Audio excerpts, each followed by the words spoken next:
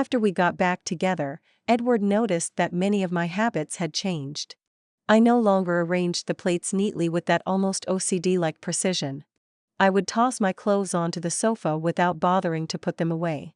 Even after sex, I would simply roll over and fall asleep right away. I no longer frowned at him and urged him to go take a shower like before. Edward finally realized something was wrong. "Have you been too tired from work lately?" My tone was calm. "Oh, my ex-boyfriend used to help me clean up afterward on his own. I got used to it." Bang, Edward accidentally shattered the cup. Chapter 1. I frowned and clicked my tongue. That cup was a one-of-a-kind piece I deliberately hunted for. "Forget it, just clean it up." "Sorry, I'll buy you a new one." Edward quickly put away the look of losing control. He squatted down to pick up the ceramic shards. His knuckles turned faintly white. He noticed the tattoo on my ankle, a rain lily in full bloom. After a long moment, Edward asked in a hoarse voice, "Does this tattoo have any special meaning?"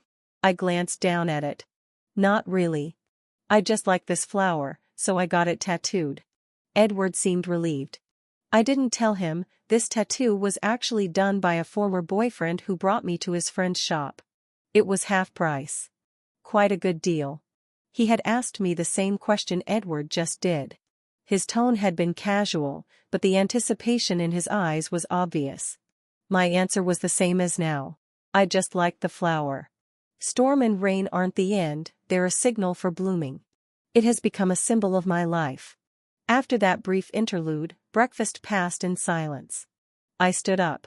"The cleaner will come later. Just open the door for her." Edward took the initiative to gather the dishes.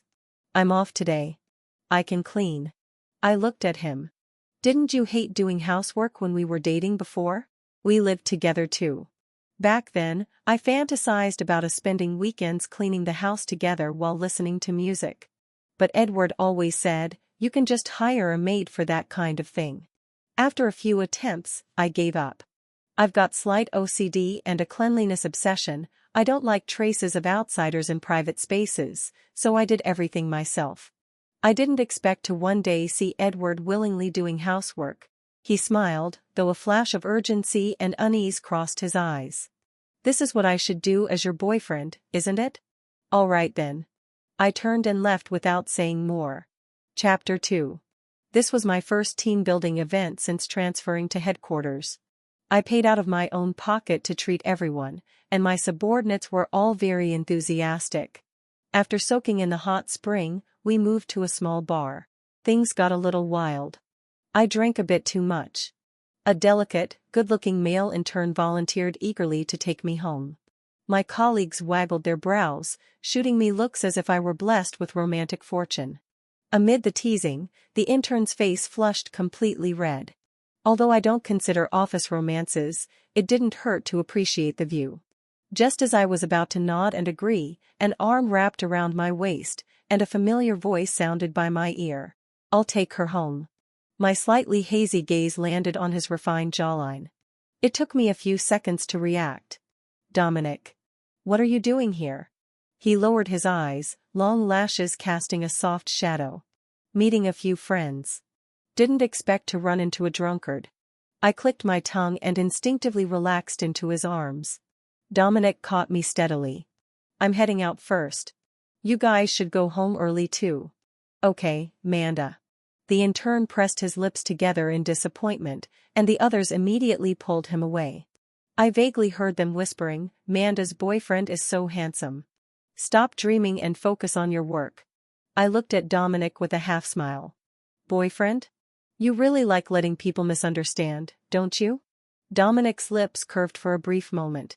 "Well, your boyfriend isn't doing his job, so I can only fill in for a bit." I poked his secretly pleased face. "Don't flatter yourself. Even if I date 10 more people, it still wouldn't be your turn." Dominic's smile vanished. He pressed his lips together and lifted me slightly.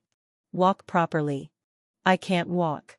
After a long moment, Dominic sighed softly, a hint of helplessness flickering in his eyes. "Amanda, I really must owe you something." He lifted me into his arms, carried me to my car with practiced ease, placed me in the passenger seat, and buckled my seatbelt. By the time he finished the whole routine, I was already fast asleep. Just as he closed the door, a fist came swinging toward him. Chapter 3. Dominic took the punch without making a sound. He pushed the furious Edward away, and placed a long, slender finger to his lips. "Keep it down. She's asleep." Edward found the whole thing absurd, though he still lowered his voice. "I'm her boyfriend." "I know." Dominic sighed and handed him the car key. He pointed at his slightly bruised cheekbone. "I'll let it go this time. Just take good care of her." She drank. "Her throat will definitely feel uncomfortable in the morning. You should make her a bowl of throat-soothing soup, white radish and green sugarcane cut into chunks and simmered, then sprinkle in a bit of goji berries." Noticing Edward's look of disbelief, Dominic frowned slightly. "You're not even willing to do that? I don't understand why Amanda is with you." Edward's chest heaved violently. It felt like inhaling blades, every breath slicing through his organs. He clenched his fists tightly. "I'm her first love." "Who the hell are you?" Dominic's expression changed immediately. His brow bone lowered, eyes turning sharp. All traces of gentleness disappeared without a shadow. "You're Edward." Edward froze. The next moment, someone grabbed his collar, and before he could react, he took 3 brutal punches. Each one landed solidly, as if meant to kill. After his shock faded, rage erupted. He gritted his teeth and was about to strike back. But Dominic pulled back his fist. He took a few deep breaths, forcing himself to calm down, then turned and left. Edward stood frozen, swallowed by a wave of incomprehensible confusion. He could feel Dominic's hostility toward him, even hatred. Stiffly, he turned his neck and looked at the woman sleeping in the car. "In the 6 years we were apart, what on earth happened?" Chapter 4. Maybe it was because I returned to a familiar place. I actually dreamed of the past. 6 years ago, I received an opportunity for a company-sponsored training program abroad. I couldn't wait to escape City H, the city that had witnessed me bloom and wither. Edward and I had been each other's first love. We even planned to get married right after college. But the appearance of Edward's childhood sweetheart shattered everything I had looked forward to. She said Edward changed his university choice only because he'd quarreled with her. She said she had skin hunger and couldn't live without him. She said Edward had always loved her. At first, Edward explained to me, promising he wouldn't meet her again. Later, he said he only saw Alicia as a sister and would never cross the line. In the end, he brought Alicia into our home. Right in front of me, he held her in an intimate embrace. "Amanda, how long are you going to make a fuss? We're just treating her condition." He was so brazen because I gave him that confidence. Back then, I was obsessed with achieving a perfect 3-step life path. An excellent academic degree. A job with clear upward mobility. A love that lasted from campus to wedding vows, never breaking up. After countless nights of heartbreak so sharp it pierced my chest, I finally understood. Academic degrees and careers could be achieved with hard work. But love was the one thing that couldn't. After clinging on for so long, I couldn't even tell whether it was my perfectionism at play or whether I genuinely loved him that much. When Edward once again threatened me with a breakup, I finally agreed. I changed my phone number, deleted my WeChat, and never wanted to have any more contact with him. 6 years passed. I had dated several times. Flings were too many to count. After enough experiences, I became skilled and comfortable in relationships. I gradually realized how ridiculous it was to hang myself on one single tree. A whole forest was made of countless trees of different forms and charms. Only by walking among them could you see a different scenery with each step. When I met Edward again, I had permed my hair, looking mature and beautiful. He had grown thinner, turning cold and restrained. Edward said he regretted everything the moment I left. He wanted to get back together and start over. I was also curious whether this tree still had the kind of magic that once made me give up an entire forest. Besides, a few ex-boyfriends had been too clingy. I needed a new relationship to make them behave for a while. After agreeing to reconcile, they did quiet down quite a bit. But I kept having a feeling that things would not stay peaceful for long. Chapter 5. When I woke up, my head was splitting. Edward timely handed me a bowl of hangover soup. I noticed a band-aid wrapped around one of his fingers. Thanks. Must have been a lot of trouble. He didn't respond. I took a sip and was a little surprised. Wasn't this the same nourishing throat-soothing soup Dominic always made for me? I couldn't help laughing. You ran into Dominic last night?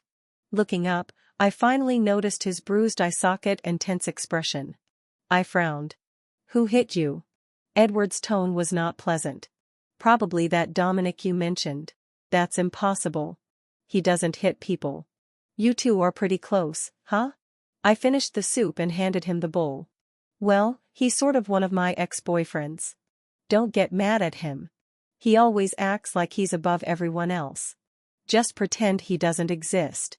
Edward latched onto a particular word, his gaze sharpening instantly. Sort of? His voice grew heavier. He's not your only ex-boyfriend? I looked at him in confusion. What else would you think? You didn't seriously believe that in the past 6 years I only had one relationship, right? Bang, another bowl shattered. I really couldn't take it anymore. My expression darkened. If you have Parkinson's, go get it treated. Can't you hold things properly? Edward turned his face away abruptly, and a tear fell.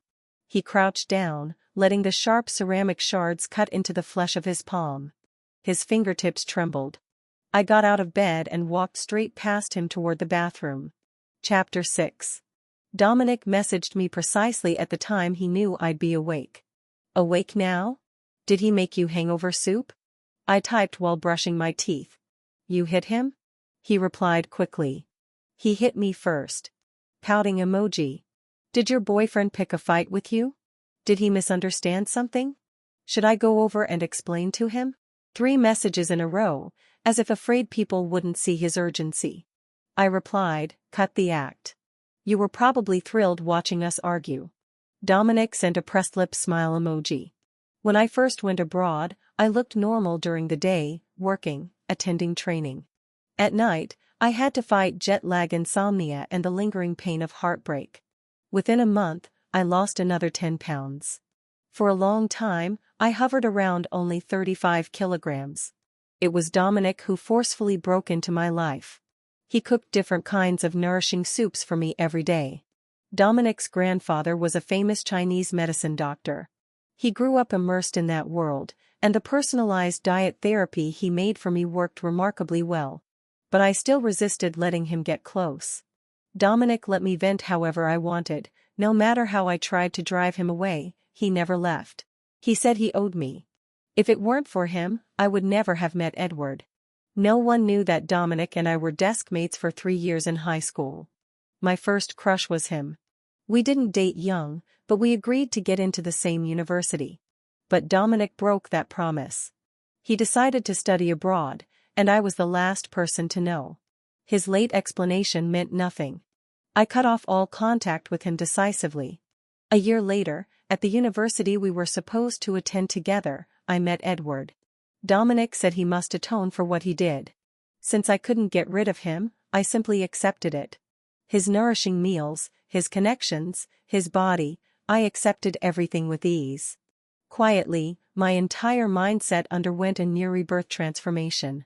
Like someone breaking a jar because it's already cracked, and also like someone leveling up in understanding. During the 2 years abroad, we kissed, hugged, slept together.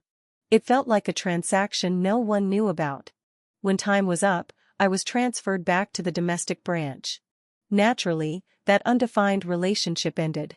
After returning home, I dated with a live-in-the-moment mindset. Some relationships were fresh like citrus, others were passionate like roses. I fully immersed myself in the pleasure of exploration. But there were always people who didn't want to end things cleanly. Dominic was one of them. He gave up the future his family planned for him and secretly returned to start a business. Every time I started dating someone new, he disappeared. Whenever I broke up, he reappeared. He kept just the right distance. I had no reason to kick him out of my life. Besides, he was like a white moonlight, a presence too luminous to erase. So I let him be. Chapter 7. I sat on the sofa and glanced around. The house had been tidied perfectly by Edward. Since we reconciled, he seemed deeply uneasy about my attitude toward him. He would ask repeatedly whether I loved him whenever my eyes were hazy with desire. If I said yes, he became more intense. So I was happy to answer. After 6 years, the old love and hate had already faded away. What I remembered most clearly was his skill in bed. Objectively speaking, lacking technique, but made up for it with passion. I didn't mind guiding him to develop better service awareness. He had been doing well. But after a full day of Cold War, he became rough. I was in pain and slapped him hard. He froze briefly, sweat dripping onto my collarbone. What followed was a storm no one could resist. I grabbed his hair tightly. Edward arched back, exposing his sweat-slick neck, glowing under the moonlight. Afterward, I lay there catching my breath. I'm going on a business trip tomorrow. Before I come back, remember to give me your latest medical screening report. Even though we took precautions, nothing is ever 100% certain. I once dated a player, and I've been especially careful about this ever since. Edward also had a past, so asking him for a checkup wasn't unreasonable. I was too busy to fact-check the alibis he carefully fabricated. The only thing I trusted was a proper hospital report. Edward let out a small laugh, staring ahead blankly. So that means you should be giving me a health report too, right? He turned his head to look at me, lips curved in sarcasm. I have to make sure you're not sleeping with your exes. I rolled off the bed and flipped the light on with a sharp click. You're right. Edward stiffened, hearing me continue. Let's break up. Half a month should be enough time for you to move out of my place. Amanda. Edward grabbed my wrist tightly, his face stretched to its limit. What do you take me for? I let out a short laugh, though my eyes were cold. Edward, what right do you think you have to negotiate with me? You still don't seem to understand. It was you who asked to get back together, not me. Chapter 8. After getting off the plane, the first thing I did was look for a friend to go drinking with. The music in the bar was deafening. I turned down several cute young boys who came over to hit on me. My friend teased with a laugh. Amanda, you're still as charming as ever. I took a sip of my drink, feeling the burn in my throat. I'm getting older. I prefer someone more mature now. But right after stepping out of the bar, I saw a college student I used to hook up with. I was speechless. Shamelessly, I felt tempted again. Lucas had just graduated from college. Still dressed in casual hoodies. Youthful energy was practically spilling out of that bright smile. Manda, what a coincidence. He strode toward me with his long legs. My friend shot me a knowing look, patted my shoulder, and left. Lucas looked like a naive sweetheart. But in reality, he was sharper than anyone. His puppy-like eyes shimmered a little. Sweetheart, you broke up, right? You only come to bars when you're newly single. I glanced at him, he knew me well. Indeed, I'm a very principled person. Tada. He pulled out a freshly printed medical test report from his pocket. The moment I saw you, I ran to get it done. See? A simple health check. If someone cares, you don't need to teach them. If someone doesn't, teaching is pointless. I glanced at the report. Oh. A famous private hospital. No wonder it was so fast. Lucas lightly pressed his lips together, ears turning a little red. Sweetheart, can you let me stay with you tonight? I'll do anything you want. Well, what else needed to be said? Sharing half a bed wasn't a big deal. I brought Lucas back to the hotel. The moment the door opened, he kissed me eagerly, voice muffled. Sweetheart. I missed you so much. Lucas was naturally talented in bed. Like he was born for the role of a male model. Young men never know how to hold back. He was willing to do anything to make me feel good. After it ended, I needed several minutes to come back to my senses. While I was relaxing in a flower bath, I suddenly heard a gasp. Lucas rushed in and pulled the bathroom door open in a panic. Sweetheart, someone video called you just now, and I accidentally answered it. His face was full of guilty fear, but his eyes shone with triumph. I took my phone. Oh, the call was still connected. Chapter 9. Edward noticed the kiss marks on my collarbone, and his expression changed instantly. Amanda, Who is he? I raised a brow slightly. Aren't you always paranoid that I'd sleep with my exes? I just made it happen for real. Happy now? Edward's cold, rigid expression collapsed in a second. Blood drained from his face, making the redness in his eyes look even more intense. His voice stuck in his throat. Amanda, don't treat me like this. But hadn't he treated me exactly like this before? When I caught him kissing Alicia passionately, when I asked him in emotional collapse, he said, "Isn't this what you wanted to see? Are you satisfied now?" What a double standard. Why was it allowed for him, but not for me? His tears meant nothing to me. My smile faded. Did you forget we already broke up? Stop interrupting my night with someone else. Thanks. Once I hung up the call, Lucas quickly hid his gloating expression and put on an innocent face. Sweetheart, did I cause trouble for you? I reached out and hooked a finger around his bathrobe belt. In his delighted gaze, I yanked him toward me. Water splashed everywhere, soaking his face. Lucas, if you pull that stunt again, don't ever appear in front of me. It was like he plummeted straight from heaven to hell. Lucas panicked so much he stepped into the bathtub without even taking his robe off, hugging my waist tightly. I'm sorry, sweetheart, I won't ever do that again. He was terrified. Right now, his pale face looked just like Edward's. I patted his wet hair. I'll let it go this time. Chapter 10. When I first met Lucas, I only saw him as a young, energetic college boy. A potential client took me to visit my alma mater, and we happened to catch the university basketball league. We went to join the fun. Unsurprisingly, Lucas was the most dazzling sight on the court. When he lifted his jersey to wipe his sweat, the glimpse of his firm waistline was enough to make the audience scream for a long time. After dealing with too many mature elite men, a youthful college boy like Lucas was refreshing to the eyes. During halftime, he keenly sensed my gaze on him. Our eyes met, and I gave him a smile. Lucas looked away and chugged half a bottle of water. After seeing the client off, I turned around, and he was standing right behind me. Still wearing his basketball jersey. I asked, "Want to add each other on WeChat?" Lucas, ears red, pulled up his QR code for me to scan. I spent some time establishing common ground with him. On weekends, I occasionally accompanied him to play basketball, hike, or go on short trips. Before we got together, I always thought he was the cold, aloof type. But the more time we spent together, the clingier he became. Like he had severe separation anxiety. Barely apart for a while and he'd bombard me with messages. If I didn't reply in time, he'd video call immediately. That was still within tolerable limits. Until he started showing extreme possessiveness. Interrogating every male contact in my phone. Restricting my normal work socializing. Even following me several times, and getting caught. My friend said I must have encountered someone ice-footed, meaning someone emotionally unstable and obsessive.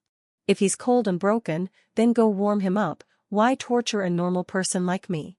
I immediately broke up with him. He cried, begged, threatened, I ignored all of it. After I started my next relationship, Lucas finally accepted reality. He didn't dare make a scene anymore, only begging to stay by my side like a hidden lover, satisfied as long as I occasionally favored him. Something like that. Just like Dominic, vanishing when I date someone, appearing when I'm single. Since he acted like that, I couldn't say much. He was emotionally wired differently from normal people. I couldn't understand it, but I respected it. Chapter 11. During the 2-week business trip, I was very busy. Running projects during the day, working overtime at night. As soon as I got back to the hotel, I'd open my laptop. Lucas didn't sit around either. He didn't like the hotel food. Every day, he traveled far to line up and buy meals for me. He sliced my favorite fruits into a platter and placed it at the side. When he saw I was almost done with work, he'd run the bath and adjust the water temperature to perfection. Feeling sorry for how hard I worked, he'd give me long massages every night. He even specifically learned massage techniques from an old master. Though it always ended with us tumbling into bed, I had to admit, he was truly attentive. With Lucas around, Not only did I not look exhausted after the business trip, I returned with rosy cheeks and excellent complexion. I hummed a tune happily as I got home. Turning on the lights, I saw the place spotless, but no one in sight. I walked into the bedroom, planning to change into comfortable loungewear. Inside the closet, Edward's clothes were still hanging there. Not a single piece missing. I clicked my tongue impatiently. Why haven't you moved out? Arms wrapped around my waist, and that familiar mint scent enveloped me from behind. Edward lowered his head and kissed my earlobe hard. His breath was rough, his voice hoarse as if his throat were filled with gravel. I'm sorry. Let's get back together, okay? I didn't say anything. Something was pressed into my palm, a crumpled medical test report. Freshly done, very recent. Fine. It was just a fight. Nothing serious. And I was in a good mood. I replied, all right, let's get back together. Edward tightened his arms around me, holding me even closer. Chapter 12. I had an appointment with an important client. But right ahead, there had been an accident. Traffic was jammed, not moving at all. My assistant grew anxious. Boss, we're going to be late. I thought for a moment. I'll get out and take the subway. Drive the car back to the company later. Just as I opened the door, a helmet was handed to me. I looked up, it was my player ex-boyfriend, Jonathan. His voice was beautiful, crisp like the sound of an ice ball dropping into a glass of whiskey. I'll take you. I didn't stand on ceremony. Then I'll trouble you. He had switched to an even cooler motorcycle. His riding style was as wild as ever. I could only hold on tightly to his waist. His lips curved slightly. He sped up. When we arrived, I stood there numb, nearly blown stupid by the wind. You did that on purpose. Jonathan chuckled. He removed his helmet, revealing a stunning face. Plus a pair of soulful peach blossom eyes, with a tiny tear mole placed perfectly at the corner. When he smiled, every other person faded into the background. I really didn't. I was just afraid you'd be late. I was briefly struck by how beautiful he was. No matter how many relationships I'd had, he was one of the most handsome exes. Thanks. Jonathan was polite. Just buy me a meal. I glanced at him and walked inside. Chapter 13. My meeting with the client went smoothly. When it ended, I found Jonathan still waiting. Only then did I remember to ask why he was in City H. Jonathan answered casually. Oh, I opened another bar here. Come visit when you're free. He handed me a black and gold business card. It had the bar's address, close to my company and my home. We hadn't contacted each other for so long, turns out he was preparing something big. Jonathan was a bar owner. Played in a band, rode motorcycles, mixed amazing drinks. My friends all recommended his bar to me. After visiting a few times, I realized he had real business sense. He crafted himself a heartthrob persona. Drifting among countless flowers, untouched by any single leaf. He could chat, play, drink with customers, sometimes flirting lightly. With those intoxicating peach blossom eyes, he had coaxed many wealthy women into opening expensive bottles. But when it came to one-night stands, he always refused with a smile. His explanation, principles, he only did intimate things with his girlfriend. That trick hooked countless girls even harder. They spent money like crazy chasing him. At that time, I had just broken up with Lucas. I had learned enough lessons.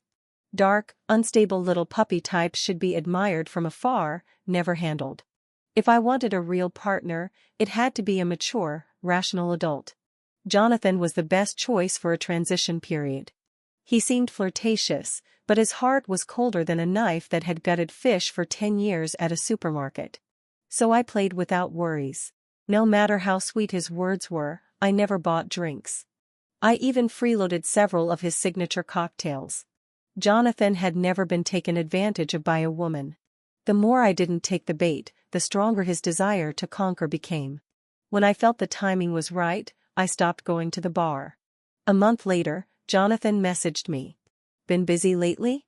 I glanced at Lucas hiding in the shadows downstairs. Replied. An ex won't stop bothering me. I don't even dare leave the house. Half an hour later, Jonathan arrived downstairs. He and Lucas got into a fight. After rushing downstairs, Jonathan stood in front of me. "If you harass my girlfriend again, I'll call the police." I raised a brow, lips curling automatically. Lucas stared at me. With how well he knew me, he quickly realized I had set them up. He had become the catalyst that helped me be with someone else. Lucas deflated like a punctured balloon. The final trace of hope in his eyes disappeared. He turned and left. I gently touched the wound at the corner of Jonathan's mouth. "Does it hurt? Let me put some medicine on it for you." He silently let me pull him into the elevator. The moment I closed the apartment door, he pressed me against it and kissed me. The day after we made our relationship official, I told him to get a medical exam. And of course, to show sincerity, I got one too. Mutual responsibility, after all. I thought the relationship would end quickly. Until I overheard him on the phone with his family. "I have a girlfriend. It's serious. I'll bring her home for New Year." My hair instantly stood on end. Who? Not me, right? Even worse, I found a ring hidden in the bouquet he gave me. I was so terrified I didn't dare eat the beautiful dinner he made. When he went to the bathroom, I took the chance to run. A player wanting to settle down, I could understand. But I wasn't planning to be that sure. I thought adults would understand it without needing to say it. Instead, he clung even harder than Lucas, accusing me of trampling on his sincere heart. I might have said something too harsh. After that day, he disappeared. What did I say again? Oh, right. Someone like you who's basically selling himself, what sincere heart could you possibly have? Chapter 14. I glanced up and noticed his outfit was completely different from before. He used to have a wild wolf-cut hairstyle, looking cool and rebellious. Under his leather jacket was a black tank top barely able to hide his muscles. Every time he took off his jacket, he instantly became the center of attention. With the pounding music, the lines of his muscles were enough to make anyone's blood race. Now, his hair was cut short. He'd taken off his earrings. Under a casual jacket was a proper white t-shirt. Everything below the collarbone was covered up completely. He noticed my gaze. "So, do I look like a decent person now?" I didn't respond. He had an inherently unruly face yet dressed so restrained, it only made him more tempting. "Weren't you supposed to treat me to a meal?" Jonathan stood up quickly, as if afraid I'd change my mind if he was one step late. "Let's go. What do you want to eat?" He gave me a meaningful look, then recited dish after dish. Pan-seared foie gras, black truffle mushroom soup, beef Wellington, heart-shaped lava cake. The more I listened, the more wrong it felt. Wasn't this the exact meal I ran away from last time? I frowned, displeased. "That's enough. I have a boyfriend now, or are you planning to have dinner with him too?" Jonathan shut his mouth resentfully. Then suddenly turned his head, looking past me. "Your boyfriend?" I followed his gaze. Across the street, a man was staring at us intensely.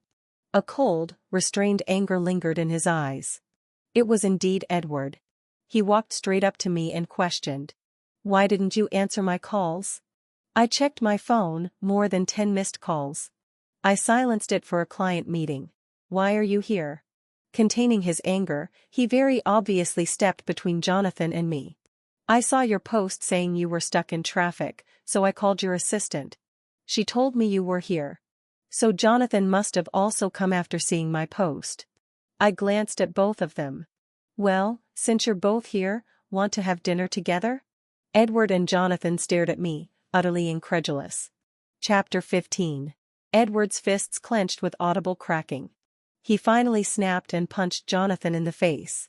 "What right does he have to eat with us?" Jonathan was annoyed too and returned a punch. "Hey, with your attitude, you'll become an ex like me soon enough. What's there to brag about?" Edward's temple throbbed violently. He grabbed Jonathan's collar and punched him again. "So you know damn well you're the ex. Why the hell are you still haunting her?" Jonathan retorted confidently. "Why can't exes be friends? What, are you restricting your girlfriend's freedom to socialize?" I noticed people on the street pulling out their phones to record. I quickly pushed between them. "Enough. Aren't you too embarrassed? Jonathan brushed off the dust on his clothes, frowning. He hit me first. I turned to Edward. You're in the wrong here. Apologize. Edward's eyes reddened in fury. He was the one coveting you first. Jonathan's gaze flickered, he didn't deny it. I looked away. I was almost late. I only made it on time because of him. And you. You show up and punch him the first moment. Shouldn't you apologize? A long, silent standoff. Edward finally gritted out a strained sorry. Jonathan hummed smugly. Dinner was impossible now. I simply got into Edward's car and headed home. I opened my social media feed. Jonathan had posted an opening day promotion. Lucas had reacted with a downvote, no, wrong, he had liked the post. Then commented, lingering like a ghost. Dominic was much calmer. Congratulations. Wait. Why the hell were the three of them friends? But thinking again, they were familiar with each other. They were always the ones who gathered around like moths whenever I broke up with someone. What, did shared suffering turn into camaraderie? The thought almost made me laugh. While driving, Edward suddenly spoke. You were planning to eat alone with him? Why didn't you tell me? Chapter 16. I turned off my phone screen. You even care if I have a meal with a friend? Edward's expression was tense. But he's your ex-boyfriend. Enough. My face cooled.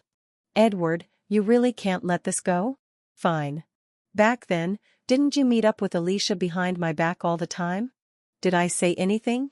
You hugged her under the excuse of treatment. Did I say anything? When I fought with her and she cried, you stood on her side and lectured me. Did I say anything? All of that is long past. I never brought it up again, yet you come here to accuse me. What right do you have to accuse me? Edward didn't reply. The hand gripping the steering wheel turned pale. After a long moment, he squeezed out a soft "I'm sorry." I let out a small laugh. If you can't accept me interacting with other men, then let's break up. Pull over. Edward slammed the brakes.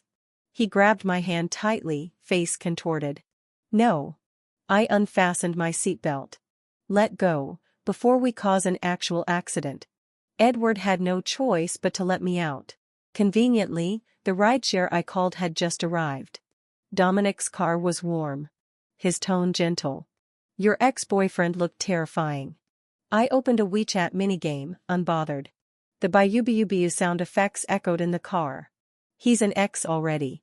Who cares? A glimmer of laughter flickered in Dominic's eyes. Want to come to my place? I shot him a sideways glance. I have my own home. What would I go to yours for? I dug out the business card Jonathan had given me. Here, take me there. Dominic stopped smiling. He delivered me safely to the destination. We said nothing the whole way. Before getting out, I hooked my arm around his neck and kissed him deeply. When we separated, both of us were slightly out of breath. Thanks for the ride. Dominic brushed a strand of hair from my face. Go on. Chapter 17. The decor looked almost identical to the previous bar. I walked up to the counter. The bartender stared at me for a moment, then suddenly pulled out his phone as if confirming something. I ordered a drink. The mixologist kept glancing my way too. Before long, Jonathan entered from the door. His steps were quick, his movement stirring the air and his coat hem. He blinked those beautiful eyes. So it really is you. I patted his cheek lightly. You got me dumped. How are you planning to compensate me? Jonathan froze. Then a slow smile spread across his face, the little mole at the corner of his eye vivid and striking. He cleared his throat, trying to suppress the upward curl of his lips. Wait here. I'll make you a drink. Long Island iced tea, okay? One drink later, we were already in bed. The lighting in his break room matched the bar, purple, blue, red, colors that stirred desire without reason. In the haze of heat and confusion, I lightly pushed him back.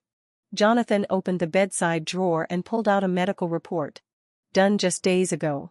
I gripped him tightly, putting some pressure behind it. Premeditated? Jonathan inhaled sharply, then laughed. I do one every month. Call it, waiting for the rabbit to fall into the trap. After I released him, Jonathan kissed me. It was inexperienced, almost clumsy. It reminded me of our first time. His technique had been green and unsure, nothing like how a so-called player should be. I'd assumed he was maintaining his persona in front of me, so I let it slide. I didn't expect him to still be lacking now. I hesitated. "You're serious?" Jonathan flushed with a hint of shame. He gritted his teeth. "I told you, you're the only one. If you don't believe me, what else can I do? I send you my schedule every day. Did you not see it?" After we broke up, he had disappeared for a while, then resumed contacting me as if nothing happened. Sending video check-ins every half hour. I found it annoying, so I muted him and folded the chat. Seeing my silence, Jonathan grew frustrated. He took it out on me with renewed intensity.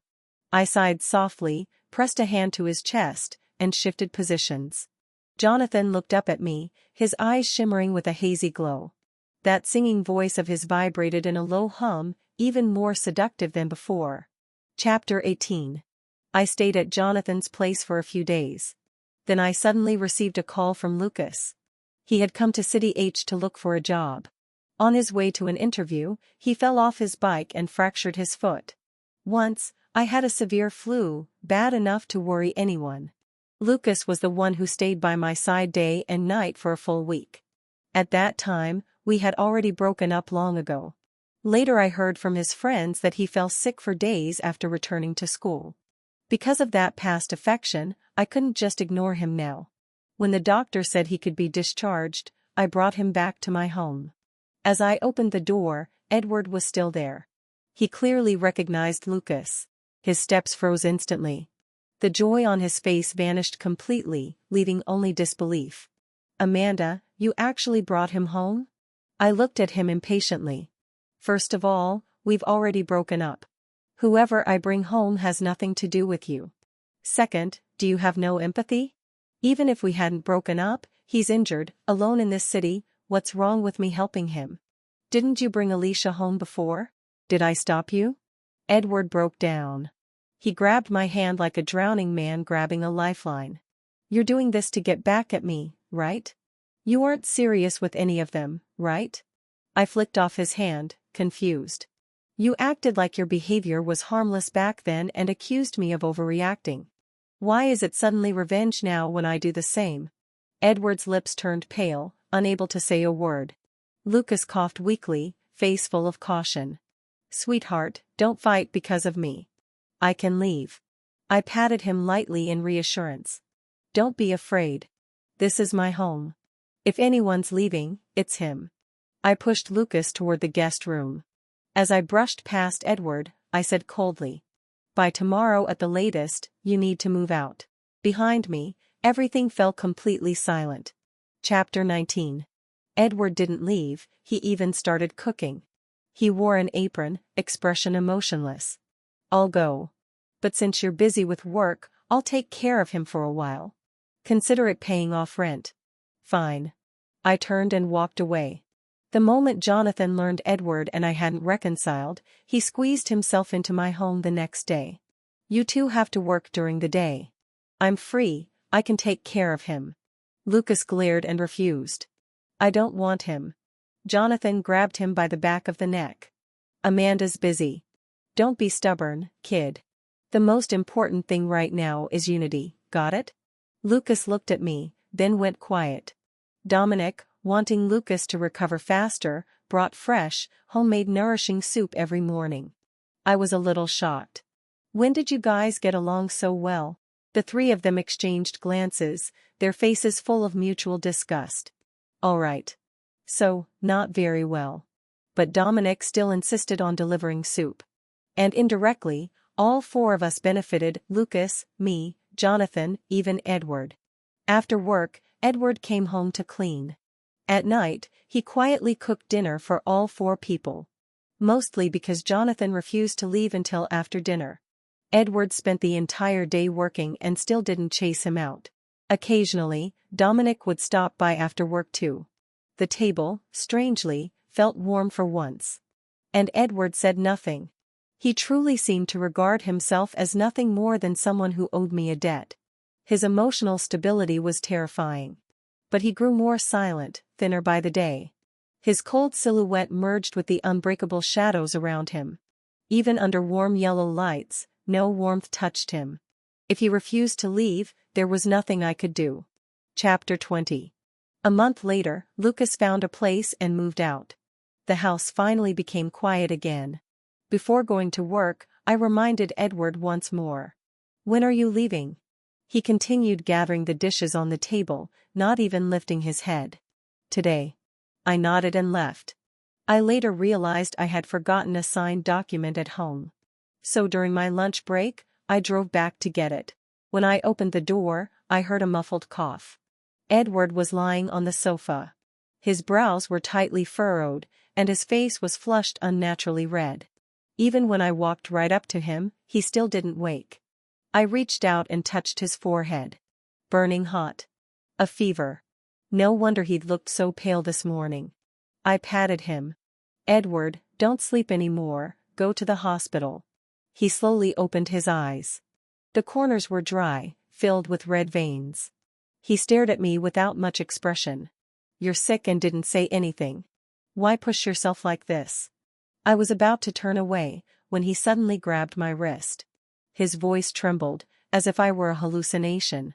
"Amanda. Let go." Edward instantly released me, eyes pleading, a rare vulnerability. "Don't leave, please." I let out a helpless laugh. "How am I supposed to get your medicine if you don't let go?"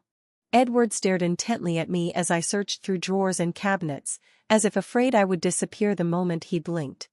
I poured him a cup of warm water, frowning as I read the instructions. "Take one fever-reducing pill and sleep for a while. If it doesn't work, I'll take you to the hospital." Edward nodded and obeyed quietly. I grabbed the document and prepared to return to work.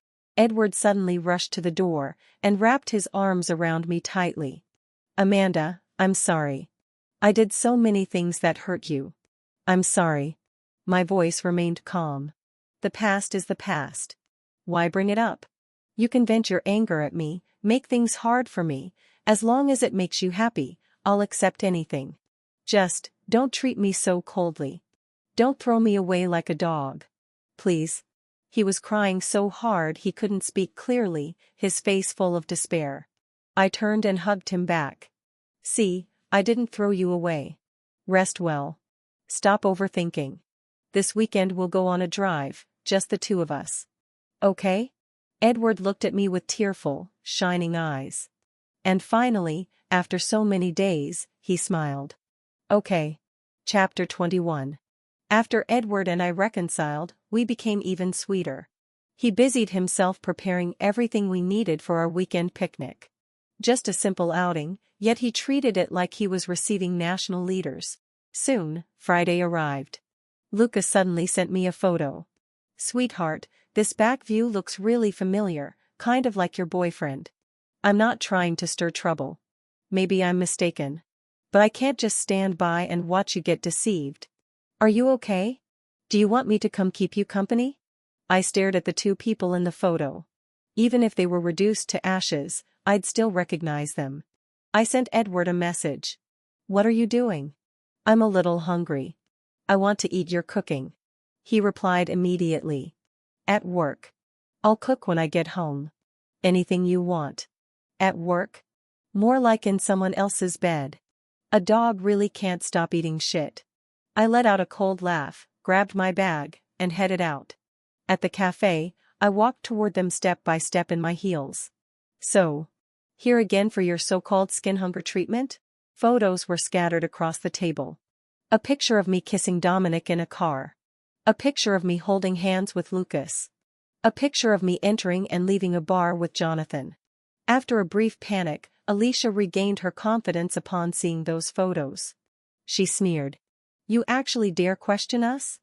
Look at how many times you've cheated on Edward. You don't deserve him at all." I picked up one of the photos and laughed. "What, are you so desperate and thirsty every day that you have to stalk and spy on others to feel something?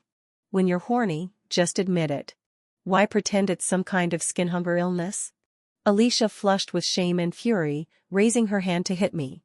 I grabbed her hair and slapped her across the face 3 times. "What's wrong?" Only other people's boyfriends can treat your illness, is that it? I picked up the gift box on the table, ready to smash it onto the floor. Edward rushed up and stopped me. Alicia immediately hid behind him, covering her face and sobbing, but her eyes were full of smug triumph. I loosened my grip and laughed mockingly. Alicia's right. I really don't deserve you. You two are a natural pair. Edward reached for my hand. His touch was cold, no warmth at all. His pale complexion showed a panic he could barely handle. Amanda, it's not what you think. I slapped him hard. The accessory on my hand left a bleeding scratch across his face.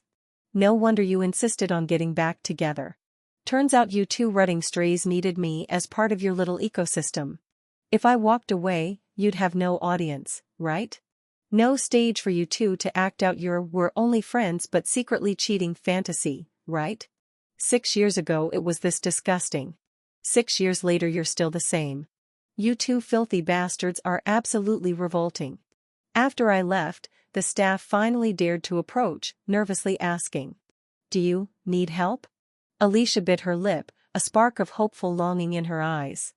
"Edward, you protected me. Does that mean you still care about me?" Edward said nothing. He gently opened the gift box. Inside was a cup identical to the one he had shattered before. He'd said he wanted to replace it. He had searched for a long time to find it. But now, a long crack stretched across the cup. Tears fell instantly from his eyes. "It's broken.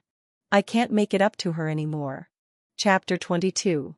After another breakup, I drank myself into oblivion at a bar. The bartender spammed his boss with messages. By the time Jonathan arrived, Dominic had already beaten him to me. Jonathan's gaze was hostile as he reached out to take me. Dominic sidestepped and held me firmly in his arms. His tone was calm. "Last time she came looking for you, I didn't stop her." Jonathan had no comeback. He watched darkly as Dominic carried me away. The late autumn wind sobered me up considerably. All the way, I cursed those cheating scumbags at the top of my lungs. Dominic responded to each sentence. Should they die for what they did? They should. If they won't let me live peacefully, I won't let them either. Agreed. That Alicia is a disgusting stalker. She secretly took so many photos of my private life. I can't swallow this. Dominic carried me into the elevator.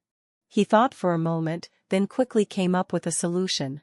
"I found out she's having an affair with her boss. I can get someone to photograph them and send it to his wife. How about that?" I heard his wife is formidable. I curved my lips in satisfaction and nuzzled my forehead against his neck. "Is this also part of what you owe me?" Dominic chuckled softly, warmth melting into his eyes. "Yes. So whatever you want to do, I'll support it. I'll always stand on your side." He lifted his head and met Edward's sharp, icy gaze. Dominic smiled gently. "She's drunk. I'm taking her home." Chapter 23. I narrowed my eyes. When I recognized Edward, I immediately grabbed a cup from the table and hurled it at him. "You filthy bastard, why aren't you gone yet?" He didn't move. Glass shattered at his feet. Dominic sounded a little helpless. "Amanda, that was your favorite cup." "I don't care. Throw him out for me right now." Dominic coaxed me back into the bedroom. "Okay. I'll go drive him out. Just close your eyes first." Only when I fell asleep did he step out quietly. Edward stood like an unmoving statue. Still frozen where he was. He stared at the shattered pieces on the floor. After a long time, he finally spoke, hoarse. "These 6 years, what happened to Amanda?" Dominic's fist tightened sharply. The veins on the side of his neck bulged. His eyes turned colder than ever. "That's something you should ask yourself. 6 years ago, what exactly did you do to her?" Chapter 24. When I woke up, Dominic was in the kitchen making that familiar throat-soothing herbal soup. The same apron as always. I hugged him from behind. "I'm starving." Steam curled in the air. Dominic smiled softly. "It'll be ready soon." I rose on my toes and gently bit his earlobe. "That's the hunger I meant." Dominic's muscles tensed instantly. He didn't hesitate. He turned off the stove, then lifted me effortlessly with one long motion. I laughed and kissed him on the lips. Whether in bed or off it, he was always the same person, gentleness carried through to the very end. Sometimes, when the tenderness was too much to bear, I would bite his shoulder hard.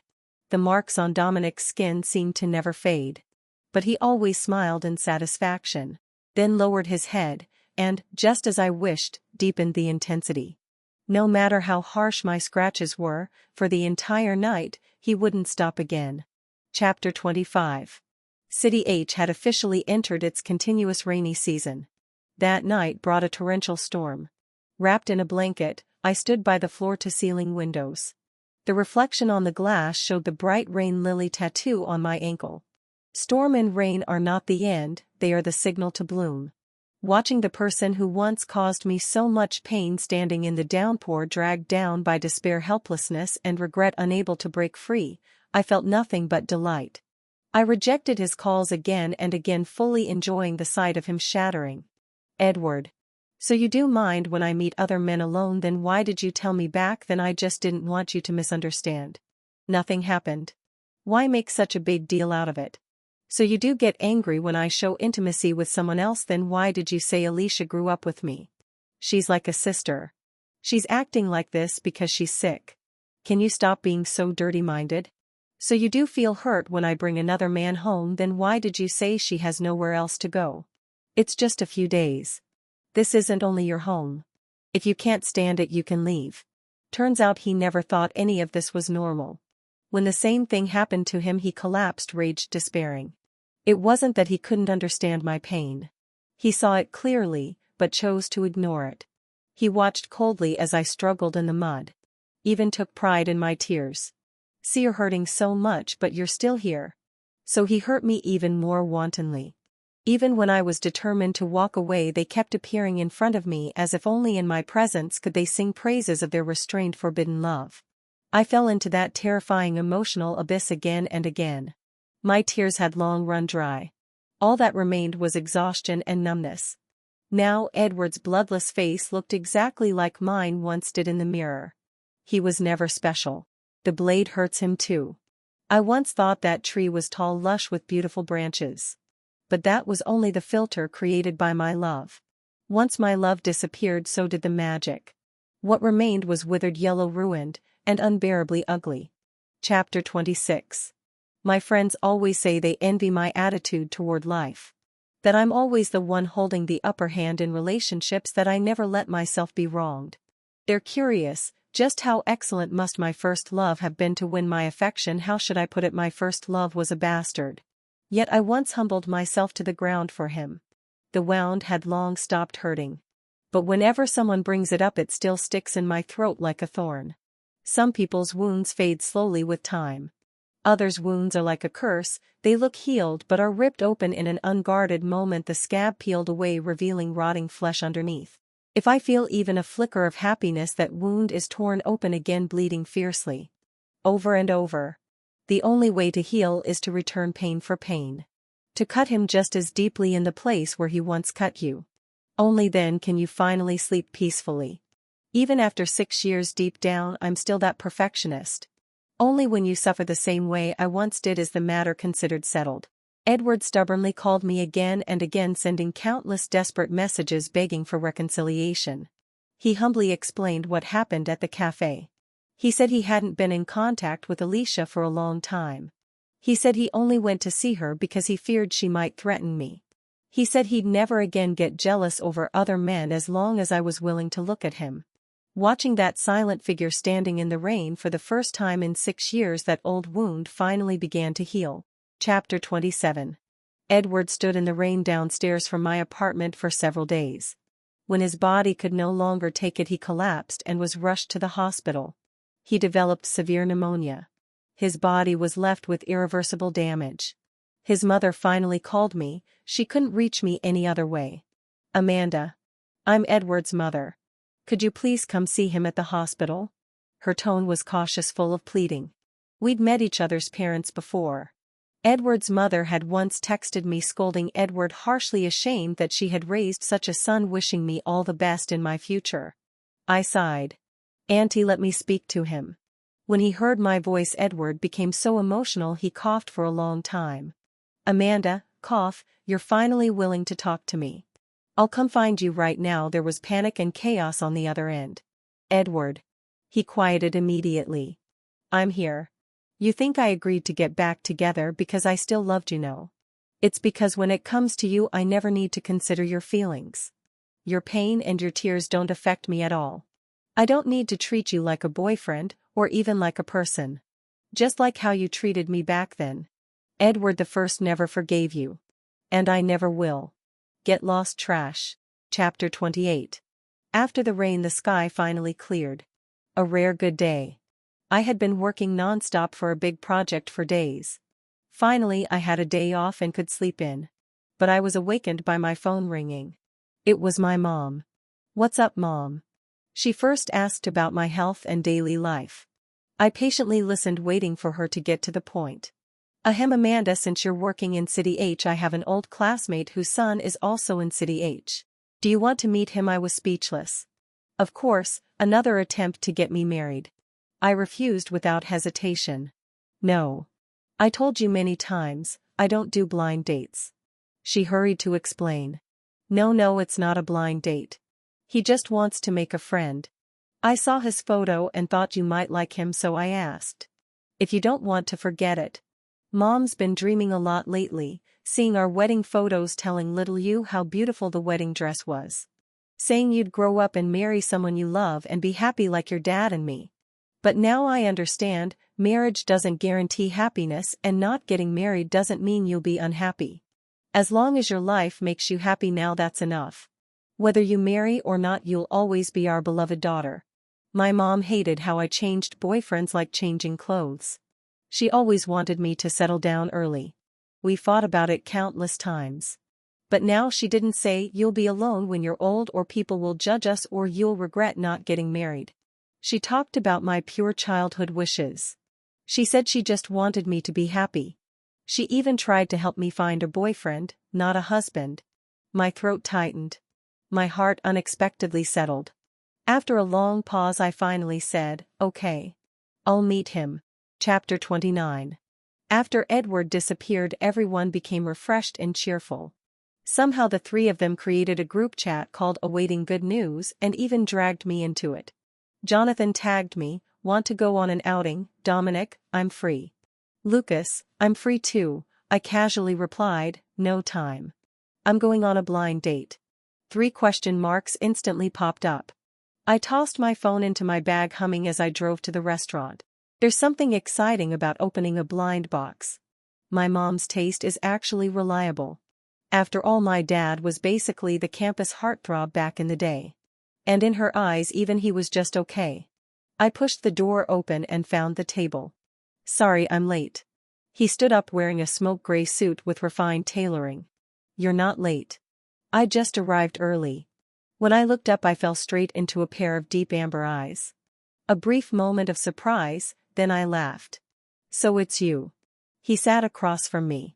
His voice was clear, smooth, tinted with a smile. Hello. My name is Sean. Chapter 30.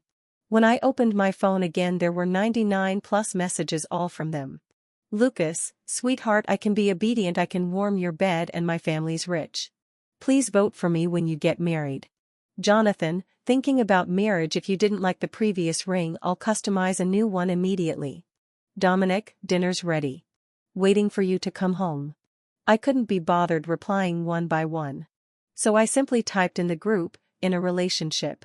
Do not disturb. And folded all their chats. Half a year later the long silent group became active again. Fireworks filled the screen congratulating the new member. Sean, after a long pause, wrote, thank you.